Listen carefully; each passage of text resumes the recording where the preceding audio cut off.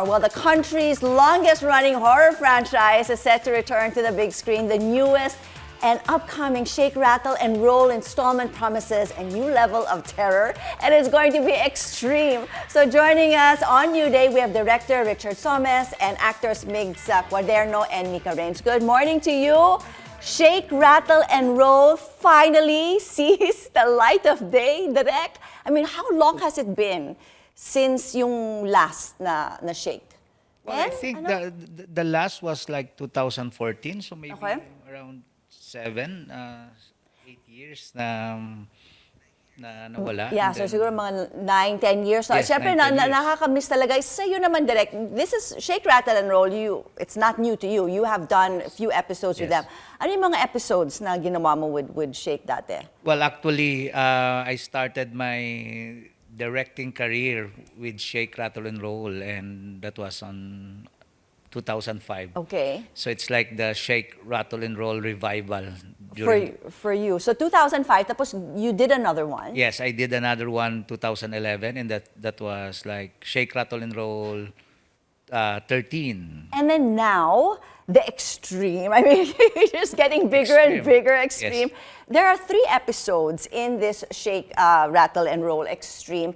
You are episode 1. Yes. And that is Glitch. Glitch. Tell me about Glitch. What is it about?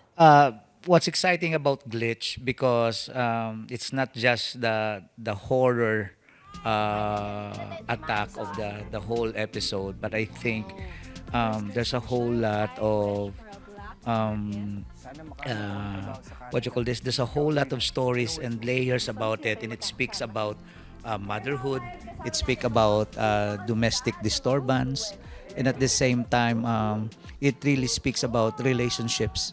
So there's a whole lot of family drama, and at the same time, it will be ruined by this uncertain na happening that will going to break or bind the family together again. And Miggs, you are part of Direct's Yes. Glitch here. Yes po. And then, what's your role here? Basically, I'm the eldest son of Miss Isa Okay, yeah, Isa is in this episode. So, I'm the bad boy of the family. Hala, ikaw may kasalanan ng lahat. No, hindi naman po. Medyo lang, pasaway sa nanay. Okay. Na typical parang, medyo parang, ayun nga, bad boy. Tapos na medyo may quarrel sila ng little sister. Yes. So saan yung horror doon? Paano nakapasok si horror? If it seems more like a drama or psychological. Well, what's nice about the script, because the horror itself, it's how this relationship between mother and kids will going to break apart. And then another conflict came into the picture, which is very more uncontrollable and very malevolent. Yes. And that is something that they need to really confront. So the horror basically it's in the relationship and this supernatural horror. This being, yeah. That kind of maybe brought them together or whatnot. Mika, for you, what episode are you part of? Part of episode Rage, that's directed by Joey De Guzman, starring Jane De Leon, Paolo Gumabao, Dustin Yu, Rob Gomez, Sarah Holmes, Bryce Eusebio, and me. and what is this about? What is Rage about? Rage is about it's a group of friends going through a hike. Then we're dealing with no phones, no internet. That's So scary. it's Very scary in scary. itself. Yeah, and it's survival. Yeah. And when a sudden burst of disease comes to the country, we go crazy, and it builds a lot of noise and anger issues, and it just makes you wanna go crazy and rage. Yes. Like, no phones is bad enough. It No, is, getting it is. crazy. I mean, the cast here, direct, is incredible. I mean, sino pa yung mga ibang kasama? You said Isa. I have Isa Calzado. Yes, but yung mga ibang ano.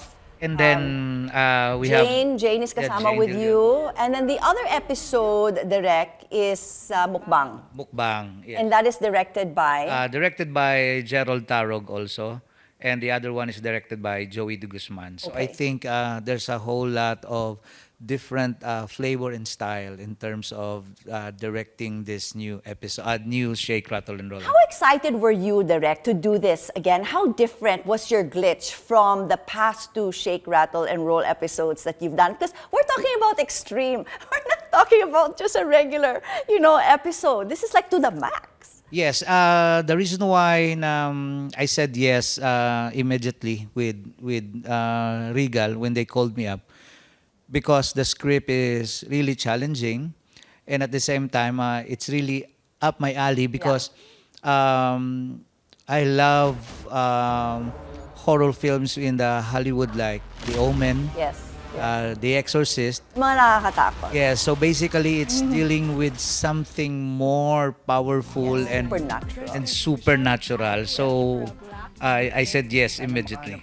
For Miggs and Mika, have you seen, would you watch Shake, Rattle, and Roll in the past? You being quite, kayo ng next generation, kumbaga, di ba? Na mga Shake. Yeah, basically, parang naging part na rin siya ng dati nga Christmas tradition as a Filipino na to watch Shake, Rattle, and Roll. And ako, may specific episodes din ako, like LRT na episode ng Shake noon. So it's very fun to be a part of this horror franchise, the biggest horror franchise in the Philippines. So, Yes, it's like... I'm very excited na papanood ng mga fans, ng, especially yung horror enthusiasts Yes. here in the Philippines. And Mika, so this is showing, why don't you invite our audience? This is showing November 29. Showing November 29, nationwide in cinemas. So grab your tickets now. Hopefully, you can get it as early so you could watch, feel the excitement of that early Christmas horror. Yes, and this was originally supposed to be part of the Metro Manila film. Well, it was intended to be. It didn't make it, so it's going to have an earlier screening. So, lucky for us, wala tayong kaaway. We can actually enjoy, Christmas watching came early. Christmas came early for everybody. Thank you so much, Direk. Richard, thank you. Thank you so much for having us for here. being with us. And of course, Miggs and Mika, lovely chatting with you here. Thank you for sharing Shake, Rattle, and Roll Extreme.